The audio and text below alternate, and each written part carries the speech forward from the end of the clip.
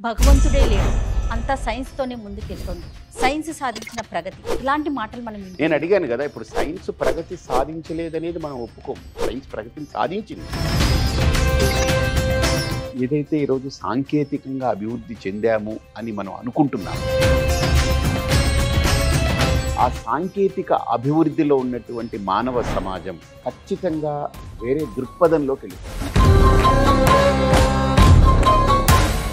ఒక రాయి చెక్కి బయట సింహం బొమ్మ తయారు చేశారు, ఇంకొక రాయిని చెక్కి అమ్మవారిని పెట్టారు. నువ్వు ఈ సింహాన్ని చూసి ఎందుకు నీలో భయం కలగట్లేదు, అమ్మవారిని చూసి నీకు ఎందుకు భక్తి వస్తుంది? దానికి ఆ పిల్లాడు ఏం సమాధానం చెప్పాడు? ఆ పిల్లాడి యొక్క బుద్ధిలో అది ఎక్కించాడు. మాట్లాడకూడని తప్పుడు మాట ఒక పిల్లాడి నోట్లో నుంచి వచ్చిందనుకో, ఏది ఇంట్లో తల్లిదండ్రులు ఆ భాష వాడుతూ ఉన్నా, ఆ పదాలు వాడుతూ ఉన్నా వాడికి నా మనస్సు మీద సైన్స్ యొక్క నియంత్రణ ఏమీ లేదే. ఈరోజు సమాజం అనేటువంటిది ఒక వ్యాస్ట్ సొసైటీ.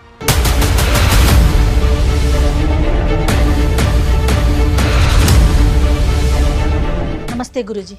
నమస్తే అమ్మా. గురూజీ, ఇదివరకు రోజుల్లో భయం భక్తి అనే నానుడు ఉండేది. కొంచెం భయపడుతూ ఉండండి, భక్తి భావంతో ఉండండి. భక్తి ఉంది అంటే ఆటోమేటిక్గా ఏ పని చేస్తున్నా, ఏ విధానంలోకి వెళ్తున్నా కూడా ఒక భయం వేసేది. కానీ ఇప్పటి రోజుల్లో భయము కనిపించట్లేదు, భక్తి కనిపించట్లేదు. అసలు పిల్లల్లో చూసుకుంటే భక్తి అనే భావనే ఉండట్లేదు. దీన్ని ఎలా అలవరచాలి? సంస్కృతంలో ఒక వ్యాఖ్య ఉంది, ఆహార నిద్ర భయమైతునాని సమానమేత పశుభిర్నరాణ. అంటే ఆహారము, నిద్ర, భయము ఇవన్నీ కూడా ఫండమెంటల్ బయలాజికల్ సైకలాజికల్ థింగ్స్ ఏవైతే ఉన్నాయో, భౌతికమైన మానసికమైన ఈ ప్రక్రియ పశువులకి ఉంది, మనిషికి ఉంది. భయం అనేది ప్రతి వ్యక్తిలో ఉంటుంది. సో భయము ఎన్ని రకాలుగా వస్తుంది మనిషి కంటే? ప్రాణము, మానము, విత్తము, ఈ మూడిటి మీద భయం ఉంటుంది మనిషి. కాకపోతే ఈరోజు సమాజంలో ఏంటనంటే, ఏదైతే ఈరోజు సాంకేతికంగా అభివృద్ధి చెందాము అని మనం అనుకుంటున్నాము, సాంకేతికత రోబోలకి బాగా పనిచేస్తుంది. ఆ సైన్స్కి ఒక ప్రశ్న వేయబడింది, ఏంటనంటే నువ్వు దేన్నైనా కొలుస్తున్నావు కదా, మనిషి యొక్క మానసిక స్థితిని కొలవగలవా? నెక్స్ట్ మినిట్ ఎలా ఉంటాడో నువ్వు చెప్పగలవా? ఇప్పుడు నీ సైన్స్ ఏమంటుంది, ఇలా ఉంటేనే, ఇలా అయితేనే, ఇలా కొలత కొలిస్తేనే, ఆ కొలత పరిధిలో ఉంటేనే అనేది సైన్స్. కానీ మనిషి యొక్క మానసిక స్థితి ఆ కొలతల పరిధిలో ఉండేది కాదు. అలా కొలత పెట్టి ఆ కొలతల పరిధిలోకి తెస్తే అది మనస్సే కాదు. ఇంకా flow of water is called river, flow of thoughts is called mind. అంటే ప్రవహించే నీళ్లు ఎక్కడైతే ప్రవహిస్తుందో దాన్ని నది అంటాం. అవును. నిలువ ఉండిపోతే దాన్ని ఒక కొలననో, చెరువనో, లేకపోతే కాలువనో ఏదో ఒకటి అంటాం, అంతే కదా, ఒక గుంట. సో అదే ప్రవహించే నీటిని నది అంటాం. అలాగే ప్రవహించే ఆలోచనల యొక్క ప్రవాహమే మనస్సు అనేది. ప్రవాహం అంటే ఏంటి? ఈ క్షణం ఇలా ఉంటుంది, నెక్స్ట్ క్షణం మారిపోతుంది, వేరేది వచ్చేస్తుంటుంది.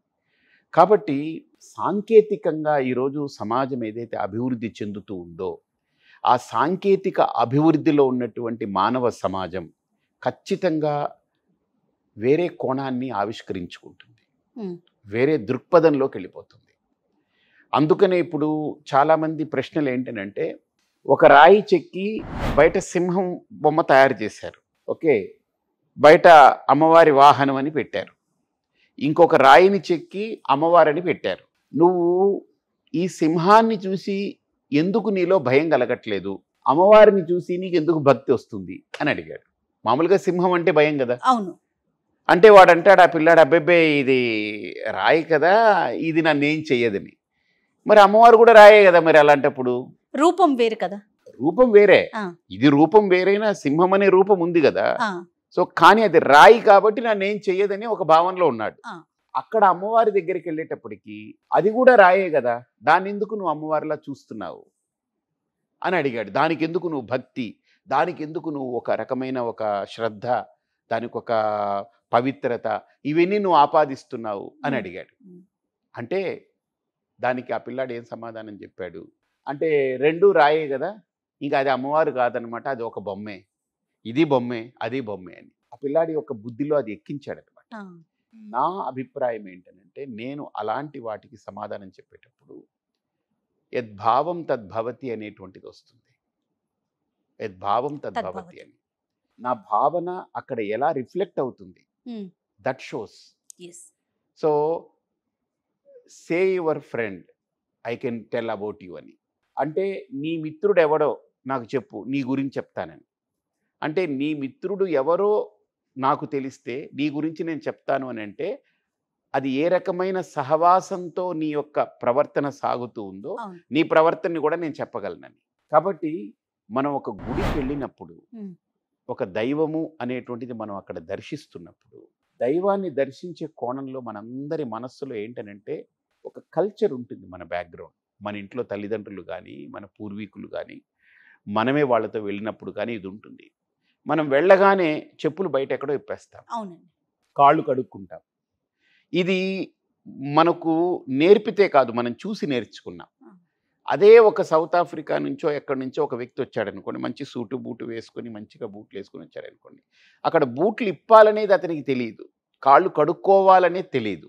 ఓకే, మనం వెళ్ళిన తర్వాత పూలు కొబ్బరికాయలో లేకపోతే పళ్ళో పట్టుకెళ్తాం, అది అతనికి తెలియదు ఏం చేయాలని. అంటే నేను అనేది ఏంటనంటే పిల్లల్లో ఆ రకమైన సంస్కారాన్ని నింపాల్సిన బాధ్యత పెద్దలది ఉంది. ఒక మాట్లాడకూడని తప్పుడు మాట ఒక పిల్లాడి నోట్లో నుంచి వచ్చిందనుకోండి, ఏది ఇంట్లో తల్లిదండ్రులు ఆ భాష వాడుతూ ఉన్నా ఆ పదాలు వాడుతూ ఉన్నా వాడికి ఎక్కుతుంది. లేదా స్కూల్లో టీచర్లు ఎవరైనా మాట్లాడితే పట్టుకుంటారు, లేదా వాళ్ళ ఫ్రెండ్స్ మధ్యలో మాట్లాడితే పట్టుకుంటారు. ఇదే కదా వాళ్ళకి, వాళ్ళ ప్రపంచం ఈ మూడే కదా. సో కాబట్టి పిల్లలు ఎక్కడ మసులుతున్నారు, ఎలా వెళ్తున్నారు, ఎవరితో కలుస్తున్నారు, ఈ అబ్జర్వేషన్ ఉండాలి.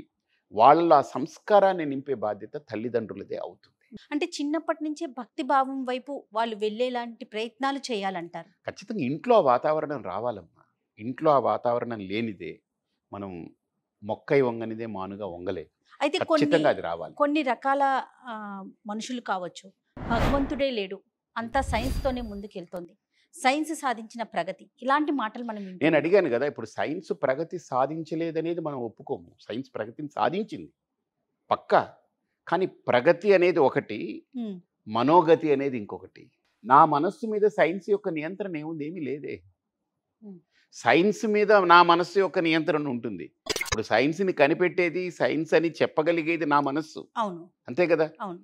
ఇప్పుడు ఆ మానసిక పరిపక్వత, మానసిక స్థితిని బట్టే కదా సైన్స్ని కూడా ఎక్స్ప్రెస్ చేస్తున్నాం. అవును. కానీ science has no say over on my mind. అంటే మరి ఇలాంటి ప్రశ్నలకి మనస్సుని మరి భక్తి భావం కంట్రోల్లో ఉంచగలుగుతుందని అంటారా గురూజీ? కాదు, కంట్రోల్ అనేది ఏది ఉంచదమ్మా, కానీ సంస్కారం. ఇప్పుడు ఒక ఎగ్జాంపుల్, ఇంట్లో తండ్రి సిగరెట్ పీలుస్తూ కొడుకు రే సిగరెట్ ఎప్పుడన్నా నువ్వు తాగావనుకో నువ్వు సస్తావని అన్నాడంటే నీకు ఆరోగ్యం బాగుండదు, నీ గుండె పాడైపోద్ది, నీకు లంగ్స్ పాడైపోతుంది, నువ్వు చచ్చిపోతావు, నీకు ప్రాణాంతకం అని చెప్పాడు అనుకోండి, అక్కడ చేతిలో సిగరెట్ ఉందనుకోండి, ఎలాగ అది క్యారీ అవుతుంది? క్యారీ అవ్వదు కదా. ఇప్పుడు సినిమాల్లో కూడా ధూమ్రపానం ఇది చాలా ఆరోగ్యానికి హానికరం అని వేస్తారు కదా, అండ్ అక్కడ తాగుతూ ఉంటారు కదా. అంటే ఏంటి ఇక్కడ ఏం సింక్ అయినట్టు? అక్కడ సైన్స్ అంటున్నాం, సైన్స్ సాంకేతికంగా చాలా బాగా డెవలప్ అయింది, నో డౌట్. అంతే ఘోరంగా పతనం అవ్వడానికి కూడా అది ఉపయోగపడుతుంది కదా, అదే సైన్స్. ఈరోజు ఫోన్ హ్యాకింగ్ అంటున్నారు, ఈరోజు రకరకాలు అంటున్నారు, అది చేసేస్తున్నారు, ఇదంతా సైన్సే కదా. సైన్స్ మంచి చేస్తుంది, చెడు చేస్తుంది. కాబట్టి మంచి చెడులు అనేవి ఒక్కదానికి ఆపాదించొద్దు, మనిషి యొక్క మనస్సు దాన్ని ఎలా వాడుతున్నాడు. కాబట్టి దానికంటే ప్రభావం ఎవరు? సైన్స్ కంటే ప్రమాదము ప్రభావము రెండు మనసులోనే ఉంటుంది. నేనేమంటానంటే మన ఏవ మనుష్యానాం కారణం బంధమోక్షయో, ఇది మన ఋషులు ఒక ఫార్ములా పెడితే దాన్ని ఇప్పుడు కాదు కదా, మీరు రాసుకోండి. ఇంకొక 100 సంవత్సరాల తర్వాత సైంటిస్ట్ వచ్చి అది తప్పని చెప్పలేడు, 100 కాదు 1000 సంవత్సరాల తర్వాత కూడా. ఆ ఫార్ములా హ్యాస్ ద డెప్త్, దానికి ఒక బేస్ ఉంది. మనస్సు కంటే గొప్పది కాదు సైన్స్, ఇది ఐ కెన్ ఛాలెంజ్ ఎనీవేర్. ఎందుకంటే సైన్స్ గొప్పదైతే ఆ సైన్స్ని పాడు చేసేటువంటి, రివర్స్ చేయగలిగేటువంటి శక్తి మనస్సుకు. మరి ఆ మనసే పరిపరి విధాల పరుగులు పెడుతూ ఉంటుంది కదా గురూజీ. అంటే రకరకాల దృశ్యాలను చూస్తాము, రకరకాల వాతావరణంకి వెళ్తాము, రకరకాల వ్యక్తుల్ని కలుస్తాం. అనేది ఏంటంటే ఈ రోజు సమాజం అనేటువంటిది ఒక వాస్ట్ సొసైటీ. ఒకప్పుడు మనం ఇంట్లో 20 మంది ఉండేవాళ్ళు, కానీ ఇప్పుడు ఇంట్లో ఒక్కడే ఉండి వాడు 20 మంది చేయగలిగే పనంతా వాడొక్కడు ఫోన్ ద్వారా చేసేసుకున్నాడు. చేసుకున్నాడు. ఇప్పుడు జొమాటో కొడితే జొమాటో తెచ్చి ఇచ్చేస్తున్నాడు, ఇంకోటి కొడితే ఇంకోటి వస్తున్నాడు. ఇప్పుడు జస్ట్ ఎగ్జాంపుల్, నేను ఒకరింట్లో ఉన్నాను, ఒకరింటికి వెళ్ళాను. వాళ్ళు ఏంటంటే వాళ్ళ ఇంట్లో ఏదో లేదు వస్తువు తెప్పించాలంటే మీరేం కంగారు పడకండి 8 minutes వచ్చేస్తుందని అన్నారు. అరే నువ్వేం ఋషివా, నువ్వేమన్నా పెద్ద దేవుడివా, ఎలా 8 నిమిషాల్లో ఇది వస్తుందని కరెక్ట్గా టైం చెప్తున్నానంటే అంటే ఇదిగో మొబైల్ జెప్టోలు, బ్లింకిట్లు లాంటి యాప్స్ వచ్చేసాయి. వచ్చేసాయి. వాళ్ళు చూసేసి 8 minutesలో మీ దగ్గర ఉంటుందంట, అవును. టైంతో సహా సెకండ్స్తో సహా. వాడు కరెక్ట్గా పట్టుకొచ్చి అప్పచెప్పేస్తున్నాడు. సో సైన్స్ యొక్క ప్రగతి ఇవన్నీ ఉన్నాయి కదా, ఇవి లేకపోలేదు కదా. దీనితో పాటు సమాజంలో ఏవేవి పెరుగుతున్నాయో, ఏవేవి పెరగకూడవో అవన్నీ పెరిగిపోతున్నాయి. ఓ ఆ పెరిగిపోయే వాటిల్లో మనందరం కూడా ఉన్నాం. అందులో మన మనస్సుని నిజంగా మంచి సంస్కారంతో దాన్ని సంస్కరించుకుంటూ పోవాలి తప్ప మనం అది చూడొద్దు అని మనం గట్టిగా వాదించడానికి లేదు. కంటపడచ్చు. మన మనసుతో కూడా మనం వాదించుకునే అవకాశం లేదా గురూజీ? లేదంటే మనస్సుని వాదించి ఎవడు నెగ్గలేడమ్మా, మనస్సుని సాధించి నెగ్గగలడు. సాధనతో మాత్రమే మనస్సుని నెగ్గగలడు. కాబట్టి నా లెక్కలో ఈ సమాజానికి భయం అనేది ఖచ్చితంగా ఉంటుంది మనిషిలో. కానీ భయం కంటే దాటిపోయినటువంటిది ఏంటంటే, ఈరోజు మీరు అన్నారు కదా ప్రగతి అనే ముసుగులో భయం అనే దాన్ని అణగదొక్కుని మనిషి రకరకాలుగా ఎక్స్పాండ్ అవుతూ ఉన్నాడు. నెంబర్ 1. నెంబర్ 2 ఏంటంటే, భక్తి అనేది కూడా ఈరోజు ఎలా అయిపోయిందనంటే, నిజంగా చెప్పాలి అనంటే ఒక గుడికి వెళ్తున్నాము అని అంటే వెళ్ళే వాళ్ళని చూస్తే వాళ్ళ ఆలోచనలు ఒకలాగున్నాయి, వెళ్ళని వాడిని చూస్తే వాళ్ళ ఆలోచనలు ఈ ఎక్స్ట్రీమ్లో ఉంది, ఇది ఆ ఎక్స్ట్రీమ్లో ఉంది, ఇది ఈ ఎక్స్ట్రీమ్లో ఉంది. నాతో కొంతమంది అడుగుతుంటారు, ఏమండి మనం ఈ పూజలు చేస్తే గెలుస్తామా అని. నేనంటాను, ఇప్పుడు పూజ చేస్తే నిన్ను గెలిపించి పూజ చేయలేదు కాబట్టి ఆయన ఓడిస్తే దేవుడు ఏమవుతాడు? సాటిస్ఫై అవుతాడు, అంతే కదా. ఆయన దేవుడు కదా. సో కాబట్టి నేనేమన్నానంటే, ఒక ఎగ్జాంపుల్ చెప్పాను. ఒక నియోజకవర్గంలో ఒక 2 కంటెస్టెంట్స్ ఉన్నారు. వాళ్ళిద్దరూ మొక్కుకుంటారు దేవుణ్ణి, గెలిస్తే మేము ఇచ్చేస్తామని. కానీ ఇద్దరు గెలుస్తారా? ఒకరికే కదా గెలుపు సాధ్యం. గెలుపు సాధ్యం ఒకరికే. ప్రజాస్వామ్య వ్యవస్థలో గెలుపు ఒకరికే. నిజంగా దేవుడు ఏం చేయాలి? ఇద్దరిని గెలిపించగలిగాలి, లేదా ఇద్దరిని ఓడించేయాలి. అది జరగని పని. ఎవరో ఒక్కళ్ళే గెలుస్తారు. ఈ గెలిచిన వ్యక్తి ఏమనుకుంటాడు? అబ్బా నేను దేవుణ్ణి నమ్మాను గెలిచానని. ఈ గెలవని వ్యక్తి ఏంటి? నేను దేవుణ్ణి నమ్మాను కానీ ఎక్కడో తేడా కొట్టింది, ఏదో జరిగిందని అంటాడు. ఎగ్జాంపుల్ చెప్తున్నా. కాబట్టి గెలుపోటములు దేవుడి మీద పెట్టి, మనము మనకు కావాల్సినవన్నీ దేవుడి మీద పెట్టి మనం చూసుకోవడం అనే ఆ ఎక్స్ట్రీమ్ కూడా తగ్గించాలి. దైవం అనేది ఒక శక్తి, దైవం అనేది ఒక తత్వం, దైవం అనేది ఒక సాధనకు సంబంధించి. ఇంకో చిన్న ప్రశ్న గురూజీ, నేను కూడా భక్తితో కొలిచినప్పుడు నన్నెందుకు భగవంతుడు చూడలేదు, నాకెందుకు ఓటమినిచ్చాడనే ప్రశ్న మనుషుల్లో వస్తుంది కదా గురూజీ. దానికి మరి దాన్ని ఎలా సవరించుకోవాలి? వీళ్ళిద్దరూ ఏది చేయకుండా దేవుడి మీదనే పెట్టి ఇంట్లో కూర్చున్నారా? వాళ్ళ ప్రయత్నం వాళ్ళు చేసే, ఆ ప్రయత్నంలో ఇతని దగ్గర లోపం ఉందేమో. ప్రయత్న లోపం. ఏ భగవద్గీత తీసినా, ఏ రామాయణం తీసినా రాముడైనా దేవుడి మీద పెట్టేసి కూర్చోలేదు. ఆయన చేయాల్సిన పని ఆయన చేశాడు. కృష్ణుడైనా ఏమన్నాడు అర్జునుడికి? అరే నీ దేవుడు, నీ వేదాంతము, నీ వైరాగ్యం ఇవన్నీ ఒప్పుకుందాం, అవన్నీ కావాలి, కానీ నీ ప్రయత్నము ఎప్పుడూ విడిచిపెట్టద్దు అన్నారు ఆయన. కాబట్టి నేను ఎప్పుడు పరిశీలన చేసినప్పుడు నాకు 3 అంశాలు కనిపిస్తుంటాయి. దైవానుగ్రహము, యోగ బలము, దైవ బలము, అలానే ప్రయత్న బలం. ఈ 3 బలాలు కలవాలి ఒక మనిషి సక్సెస్ అవ్వడానికి. దైవ బలం అని అంటే మనం ఒక మంత్రము, ఒక సాధన, ఒక యజ్ఞము, ఒక జపము, వీటితో ఒక పాజిటివ్ ఎనర్జీని మనం ఇన్వోక్ చేసుకుంటున్నాం. యోగ బలం అని అంటే మనం పుట్టినప్పుడు మనకు తీసేటువంటి జాతకం అంటారు కదా, జ్యోతిష్య పరంగా కూడా ఆ యోగ బలం అనేది ఉండాలి, యోగం ఉండాలి. 3వది ప్రయత్న బలం, ఇది కూడా ఉండాలి. ఈ 3 సరళ రేఖ మీద కరెక్ట్గా వచ్చినప్పుడు సక్సెస్ అనేది కనపడుతుంది. ఇది నాకున్న అనుభవం. ఇది నాకైనా, మీకైనా, ఎవరికైనా ఇందులో ఏ ఒక్కటి లోపించినా సక్సెస్ అనేది దాని పర్సంటేజ్ తగ్గిపోతుంది. అప్పుడు మనం ఎవరి మీద నింద వెయ్యకూడదు. అంతే అంతే కదా. అంతే. చాలా సంతోషం. నమస్తే.